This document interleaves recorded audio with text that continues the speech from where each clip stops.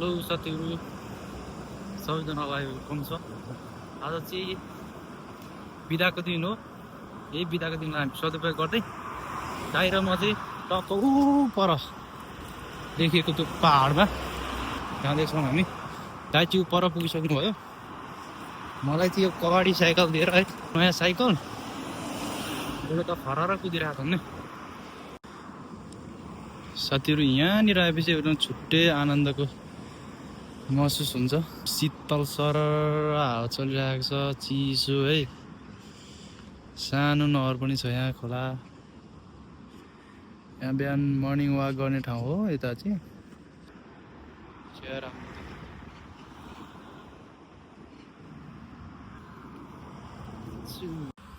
म चाहिँ यहाँबाट आएपछि झन्डै हराएको थिएँ होइन।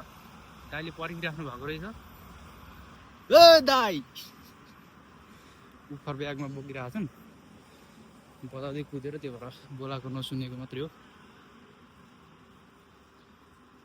यता पार्कहरू चाहिँ जहाँ पायो त्यो हुने क्या। अब हल्का सानोतिनो जङ्गल हुने बित्तिकै त्यहाँ पार्कहरू बनाइहाल्ने होइन। यता यता केटीहरू यहाँमा चाहिँ पार्कमै छ। गर्मी उस्तै छ है, 27-28 डिग्री पुगिसक्यो। भेज परायो दाइले त्यो स्कुटीलाई पनि पुरा टबिरहेको छ कि कुदाउनुमा होइन। यस्तो खतरा बुढोले छोडेको छैन, एकदम कम्पिटिसन देख्दैछन्। म चाहिँ पुरानो भएर पछाडि लेखार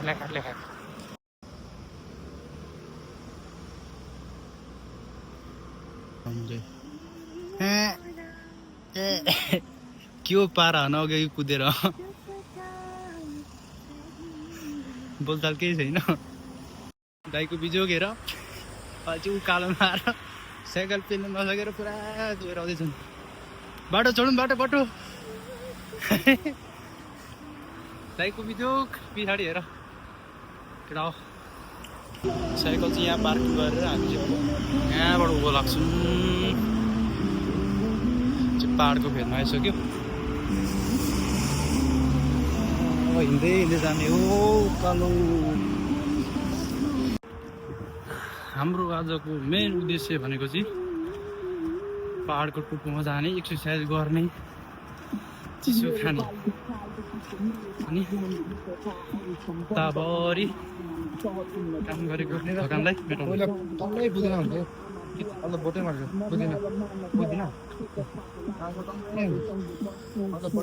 पुदिनाको बोट यो पातीको होइन, खुर्सानी टक्कै थियो। खुर्सानी त्यो बेला छ। यो चाहिँ पाती हो, एक कडा हो।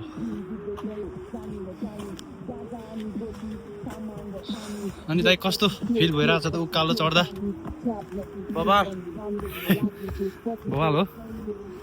ल ठिक छ। अब टुप्पीमा गएर चाहिँ हामीले एकदम राम्रोसँग एक्सर्साइज गर्नुपर्ने हुन्छ। त्यही माथि गर्मी चाहिँ धेरै छ क्या, सहन नसक्यो। पसिनाले खाली भइसक्यो। अब यहाँ पछि साइकल लानु नमिल्ने भएर हामी चाहिँ पैदल हिँड्दैछौँ। के भयो फर भन्नु पर्दा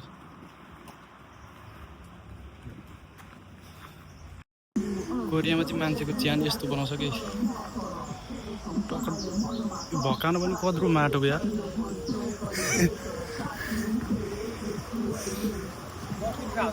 हजुर यता त रेड पान्डाहरू पनि पाउँछ होला है। दाइको बडी चाहिँ फेरि बवाल छ है। फेरि केटा भएर नि एकदम जिम गरेर होइन, 6 प्याक होइन, उहाँको त 8 प्याक लिन्छ के कसो हो।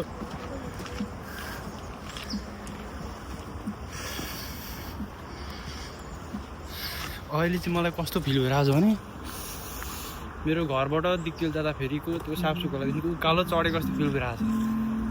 पसिना त्यस्तै, गर्मी त्यस्तै, बाटो त्यस्तै है, रुखहरू पनि त्यस्तै। सालको रुखहरू, जङ्गल एकदमै तलसर र हावा चलिरहेको छ। हामी कन्टिन्यू उकालो चढिरहेका छौँ। माउस निस्क्यो।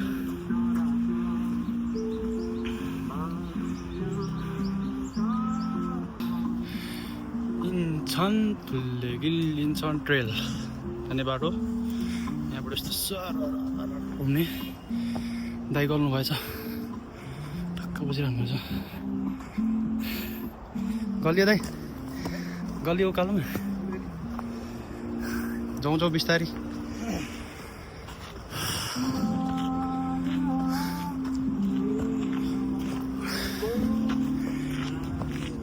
ट्रेकिङ जाने मान्छेहरू टन्नै हुन्छन् कि कोइरेनहरू हिँडिरहेको छन् साथीहरू फाइनली हामी चाहिँ पहाडको टुप्पीमा आइपुगेको छौँ यहाँ चाहिँ जिम गर्ने जिम हलै जस्तो रह नि त्यहाँ त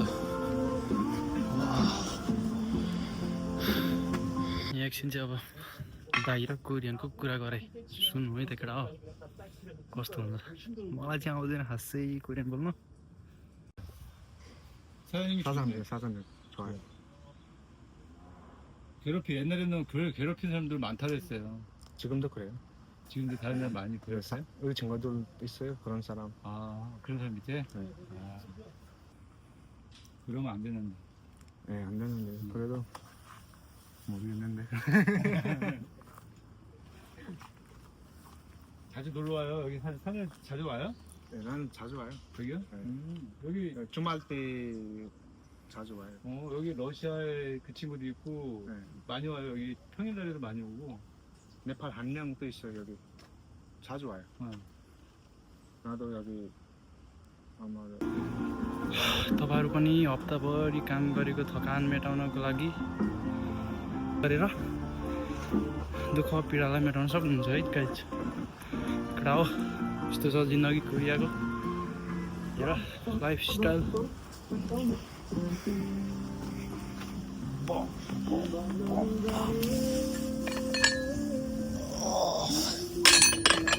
एक्सर्साइज गर्ने अन्त फेरि अब डम्प यो चाहिँ सब सामानहरू एभाइलेबल छ है काजी भन्छ नेपालीमा चाहिँ चिबे चरा अरे नेसनल फ्ल्याग अफ कोरिया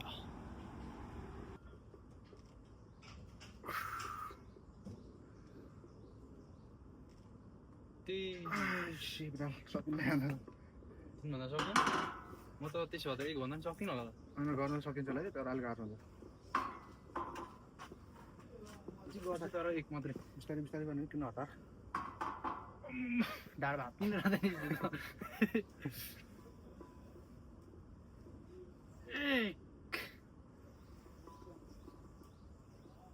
दुई भन्न सकिनँ ल मैले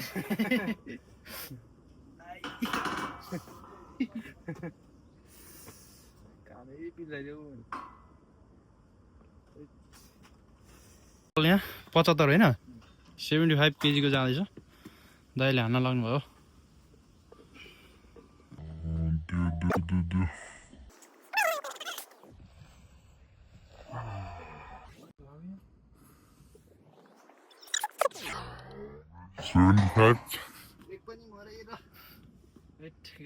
पछि हामी मोस्टर खान लागेको छौँ हामीलाई डाइट पानीले मात्रै भएन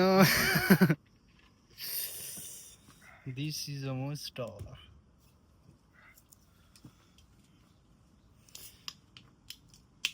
टेक्नोलोजी पानीले मात्रै नपुगेर मोन्स्टरले इनर्जी बढाउनु पर्यो नि त मजाले अझ मोन्स्टर खाँदै उन्दुङ गर्नुपर्छ है गाइज जिन्दगीमा केही नगरे पनि उन्दुङ चाहिँ गर्नुपर्छ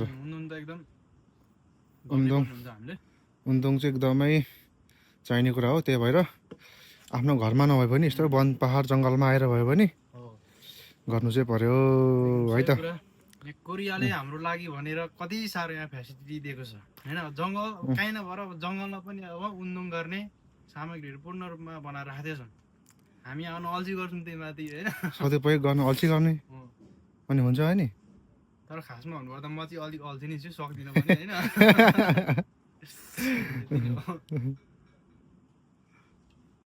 म चाहिँ अब 80 केजीको स्क्वाट के अरे यसको नाम के स्क्वाट स्क्वाट स्क्वाट स्क्वाट 80 केजीको स्क्वाट है त ल 80 केजीको स्क्वाट उतामा गइरहेको छु 80 केजीको ल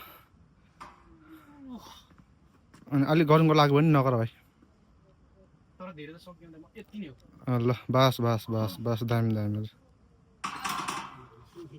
यति गर्नु पनि ठुलै कुरा हो र भयो दाइलाई 85 केजीले अब थोइस काजी भयो अरे अब रिभर्स गियर कि के अरे रिभर्स गियर लाएर अब टक्क 2.5 को हान्ने अरे अब यो है फेरि यो हान्ने अरे 2.5 को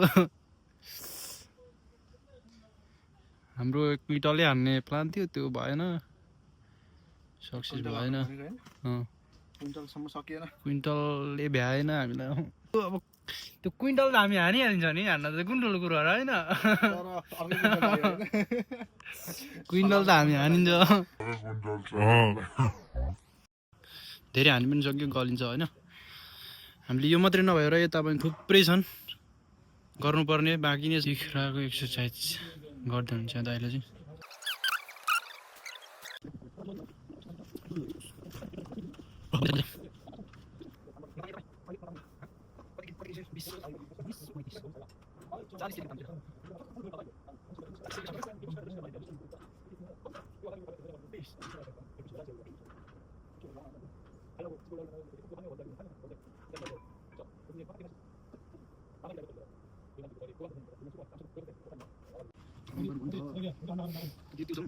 पुरै माथि पुरै हो यति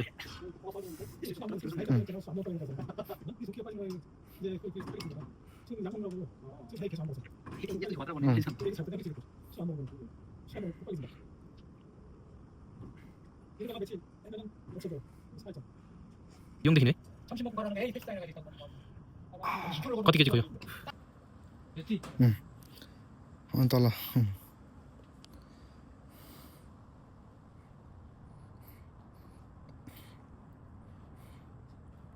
यो पो त जिन्दगीको आनन्द मालिक जिन्दगीको बहुत मजा आ रहा है मालिक यो हो नि त और कीजिए मालिक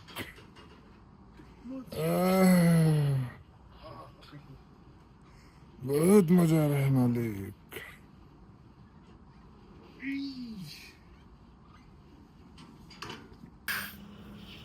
माथि बुढोको चर्ती गलाएर है बुढोले आमा पिङ खेलो बुढोले आमा ढल्छ होला बुढो ओडा हानु त यार बुढोले बुढोले तँ जिउ राम्रो हान्दो रहेछ यार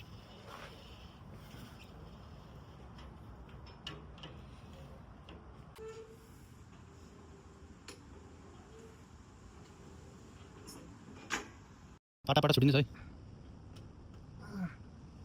ल बिस्तारै हो यो पनि यस्तो प्लात नपारे खुट्टा हो यति गर अलि बुढो अलि तल आउनु अलि तल आऊ आउँदैन आउनु त तै पनि नछोड गाह्रो भयो भने उ त्यो पल्टाइहाल